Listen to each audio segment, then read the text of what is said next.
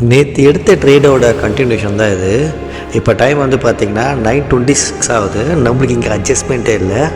Adjustment வரும்போது நம்ம என்ன பண்ணலான்னு பார்க்கலாம்.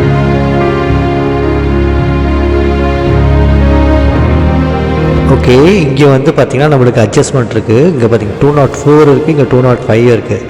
அதனால் இந்த பொசிஷனை நம்ம வந்து ஸ்கொயர் ஆஃப் பண்ணிக்கிட்டோம். அங்கே ஒரு அட்ஜஸ்ட்மெண்ட் ரேட் எடுக்க வேண்டியதான். என்னென்னா திருப்பி ஆப்ஷன் செயினில் போக வேண்டியதான்.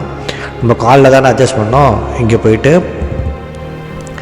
நம்ம வந்து செல் பண்ணிக்கிறோம். எவ்வளோன்னா ஒரு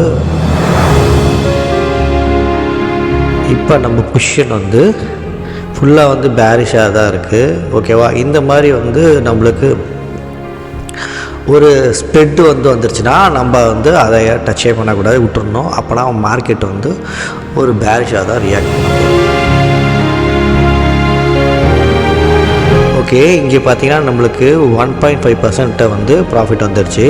அதனால் வந்து இந்த ப்ராஃபிட்டை வந்து புக் பண்ணிக்க வேண்டியதுதான். Bye by.